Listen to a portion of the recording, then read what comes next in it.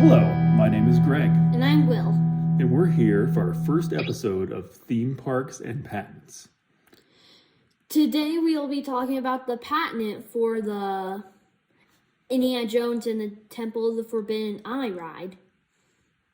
Yep, so each day, or each episode, I think we're going to talk a little bit about the ride and why we like it. And then I'm a patent attorney, so I'm going to talk a little bit, and Will's going to help me, about the patents and what is actually protected on the ride. Because a lot of people talk about the patents and don't really talk about what do they actually own in terms of the ride and what they actually came up with. And Indiana Jones is a little older, as everyone might know. So this is going to kind of be some background to talk about, what they did and what they owned, and the patent has already expired at this point. So, Will, do you want to talk a little bit about the ride and why you like it? Yeah. I like the ride because it goes the perfect amount of speed, like the speed limit. It's the perfect amount, and I like how, when the vehicle moves, it feels like you're, going over rocks and stuff. It's a really fun experience. So the Indiana Jones ride came into being, I think, about the mid-90s. The first one was opened in California in Disneyland. It's called Indiana Jones and the Forbidden Eye. There's a couple other variations. It's Indiana Jones in the Temple of the Forbidden Eye. Is it the temple? Okay. And then there's a Crystal Skull version in Japan, I think. And then they also have the same ride mechanism for Dinosaur. And so they did file a patent there's actually a couple patents on these that were put in place when they were making it, mainly for their enhanced motion vehicle. It's called an EMV. And basically what that is, it has 3 hydraulic rams that move the car relative to the wheels that it travels on, and that it can do the pitch, roll, and yaw of the people while the cart just stays straight and goes along the path.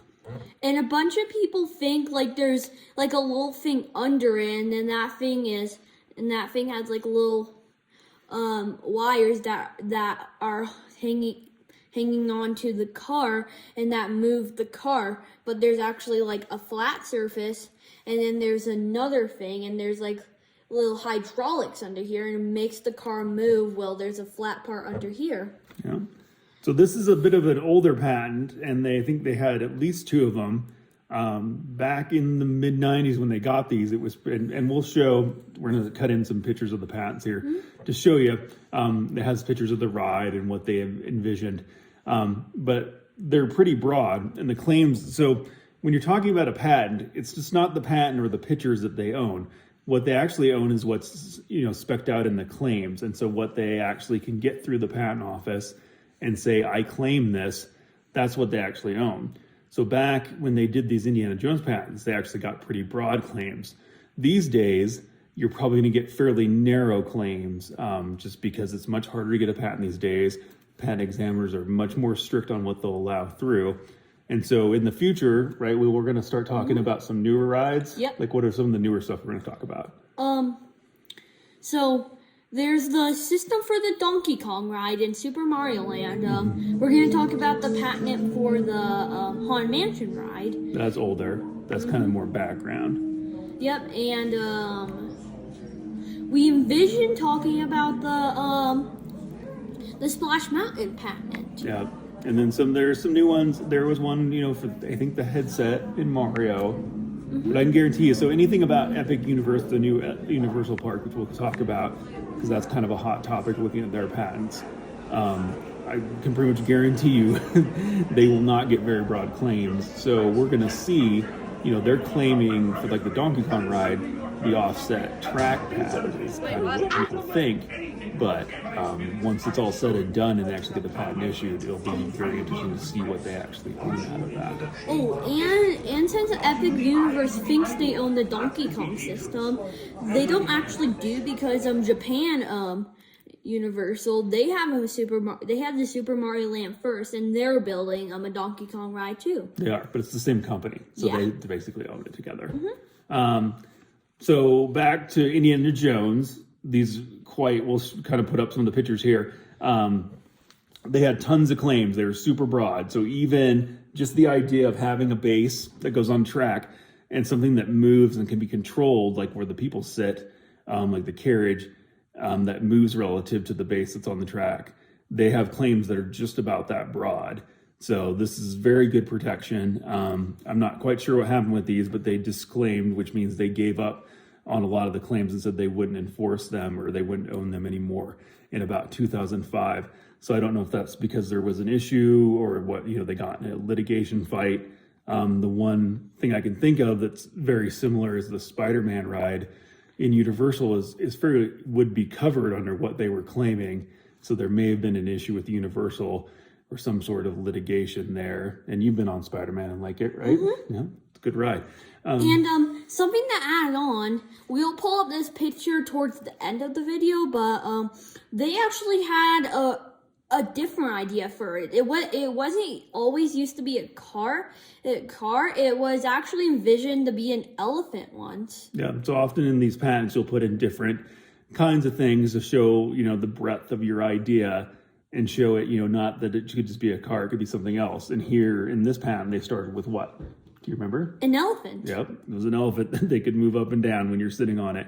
And then the base of the elephant would stay still.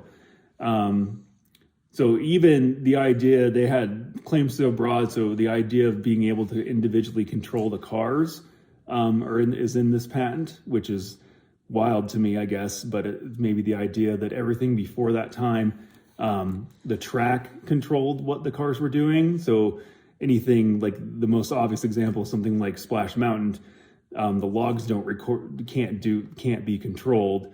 What's controlling them is the actual water track, and there's something in the track that stops you. The same thing with most roller coasters or any ride like Alice in Wonderland or Mr. Toad's. It's not the cars that are doing any controlling; it's the track that's telling the cars what to do.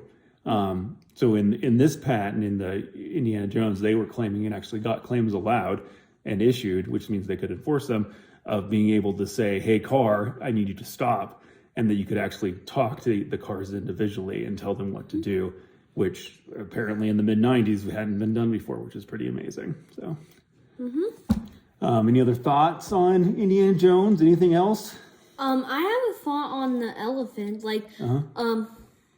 I looked this up, and apparently they couldn't do the elephant because the size would be too big. So they tried to do a smaller elephant, but that wouldn't work either. Oh, yeah. So what, do you do like an Aladdin ride where you rode a big elephant? Yeah, that'd be more appropriate. Okay. But it'd have to be outside because it's such a big elephant. Okay. So I think, that's about all we had for Indiana Jones today. I think in the future we're going to talk about, maybe as more of an introduction, go back and talk about some older patents like Splash Mountain and the Haunted Mansion. We found those patents and can kind of bring those up. Yep. And then we'll move on to the newer things. Yeah, like the Donkey Kong ride and stuff. Yeah, and that'll be very interesting. We can kind of watch and update on how that progresses and to see, with an eye for what I want.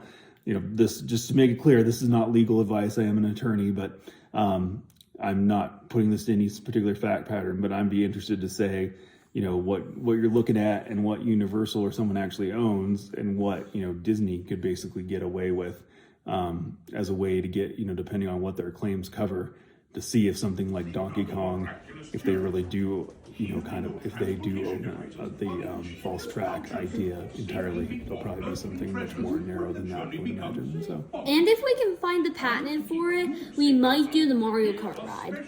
Yeah, I think we found one already with the headsets. Oh yeah, we found the headset, but I was mainly thinking of like the vehicle. Yeah, we'll have to see. I think the vehicle is just the standard car. Yeah, we'll look it up. I think the vehicle is just like a platform with the car and like the platform has something on it, that makes it spin. Oh, because it turns? Yes. So it's almost like Mr. Toast doesn't turn, but something that could turn. Kind of like Guardians of the Galaxy.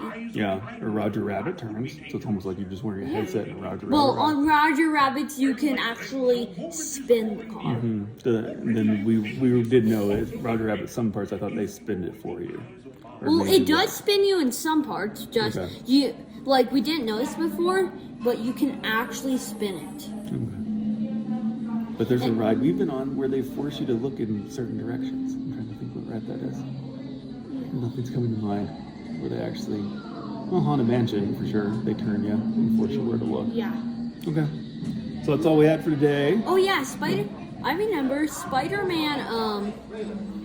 Spider-Man, like at Universal, made you know where you look. Yeah, and I think that's much more like Indiana Jones, where it's bobbling. Spider-Man, that car is bobbling on the top of the track. Yeah.